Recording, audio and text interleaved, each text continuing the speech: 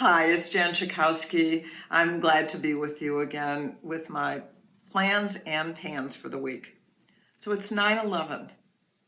19 years ago, the United States of America suffered a terrorist attack like we had never seen before and thankfully since. Thousands of people were killed, and we remember them and their families. But there was also a lot of heroism. And we saw first responders, firefighters, paramedics, law enforcement, and military who actually rushed to the scene. We saw them running toward the fire, not away. And many lost their lives. Over 300 firefighters lost their lives that day. And that kind of heroism is something that really makes America great. So outstanding. I fear that these are the kind of people that Donald Trump has called losers and suckers. But we know that these are the heroes of our country.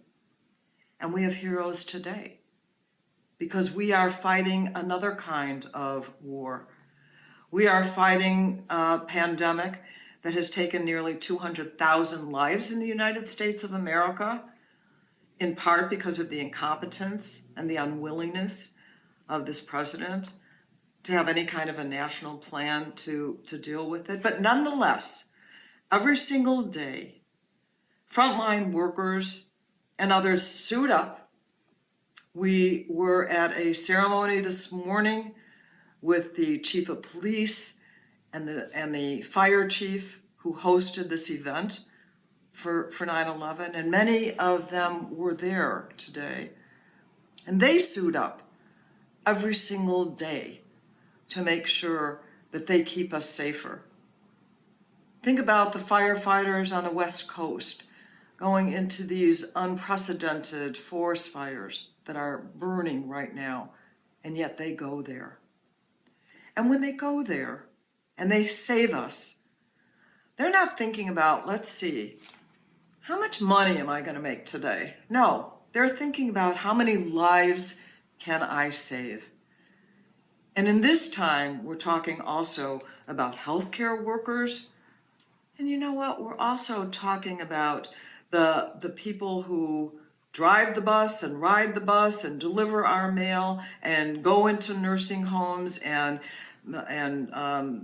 check out our groceries at the grocery store. They are working because we need them, and they are often not very well paid, but they do it because they believe in the dignity of work, and they also believe that they are serving our community. We want to make sure that one of the lessons of 9/11 is that it is noble work to work for the government, that it is noble work to save lives, to protect people. That is not always honored by the top leaders in our country. And it's a real shame because these are the people who make America great. So this is a day, 9/11, to think about them then, those we lost, those who helped save lives, and then going forward, the ones who are working for us today. So there was a vote in the Senate yesterday on what some call the skinny relief package. This is the Republican relief package, which is just a fraction of the size of our HEROES Act, which is $3 trillion. Although understand, we early on said we would negotiate and split the difference, do instead of $3 trillion that the Democrats had wanted and $1 trillion that the Republicans wanted, let's go to $2 trillion and negotiate it out. Well, some things that you should know about the Republican plan.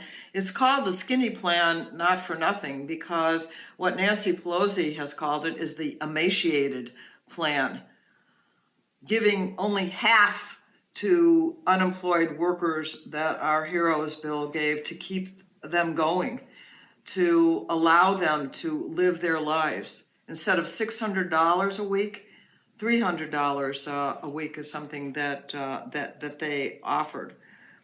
Also, they built into the plan immunity from any prosecution for an employer who sends his employees to work, regardless of whether he's been lax in providing the health care or the protection that they need. Can't sue in the state courts, can't sue in the federal courts. That's the kind of thing. And I think I mentioned to you last week, part of their bill, nothing in nutrition. And we know that people are waiting in line all over the country for food to put on the table, that our children are going hungry, as are their parents, and they don't have any source of income to make sure they can feed them. None of that was in the Republican bill, but they did double the tax exemption for corporate lunches. I think it really shows a difference in values when we look at that. So I sat at my dining room table on Wednesday for 7.5 hours while the Energy and Commerce Committee held what we call a markup. That's when we actually pass bills. 38 bills we passed. I'm pretty proud of that. I have been on the Energy and Commerce Committee for a long time, and we are really the workhorse when it comes to passing legislation.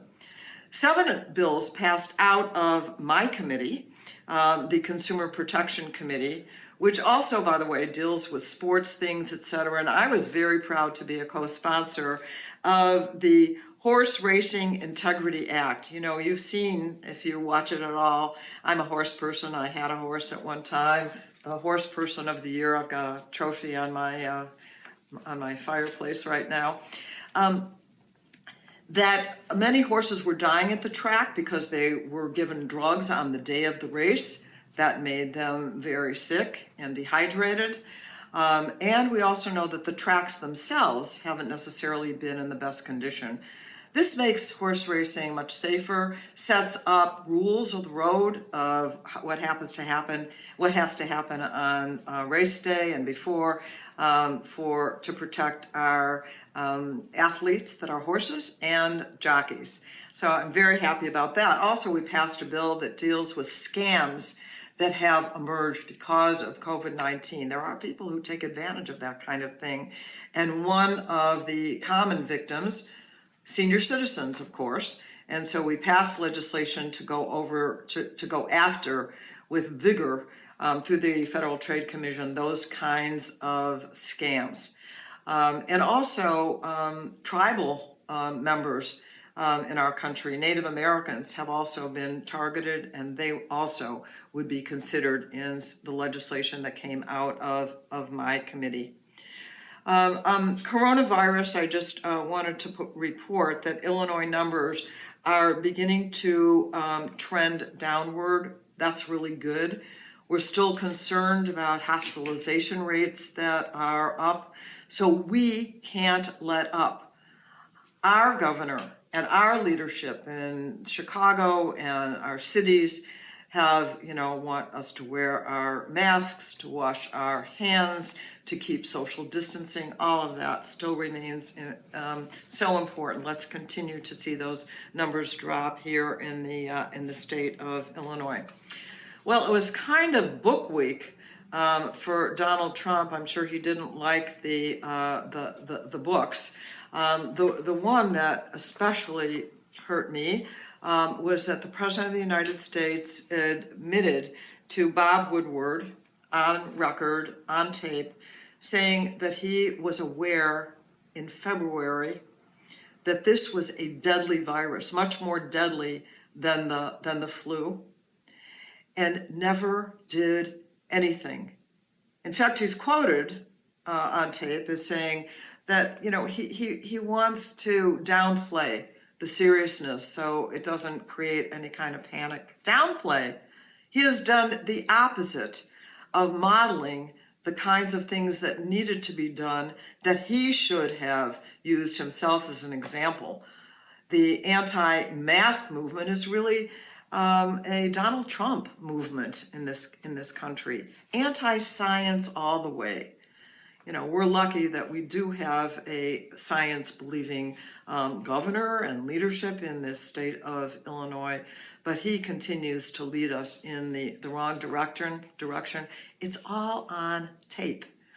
And of course, we also learned that he had called, as I said earlier, people who serve our country in all different ways, but in the military in particular, that they are losers and suckers. Imagine. So I also wanted to once again talk to you about that Russia is actually funding the Taliban to kill Americans. That's what our intelligence committee says it was doing, maybe still is doing. The president, for 77 days now, has said nothing about that. Nothing about that. What will it take for him to try and protect our men and women in uniform, to protect the United States of America, and to call out Russia and get to the bottom of this? It's incredible. And finally, once again, time is running out on the census. Please, please, please fill out your forms. It's not just me begging you. You should be doing it for yourself, because this is money that comes to our community for all kinds of services and benefits, including just roads and bridges and health care and all kinds of community things that go into our communities. So please, please sign up for the census. It's for everyone, whether you're a citizen or a non-citizen, whether you're a year old or 100 years old. We want to know that you are here and that we can help serve you if you sign up. So thank you so much. I'll be talking to you next week, and have a great weekend. Thank you for watching my video. Make sure you subscribe to my YouTube channel and follow me on Instagram, Twitter, and Facebook, where my handle is @Jan Schakowsky.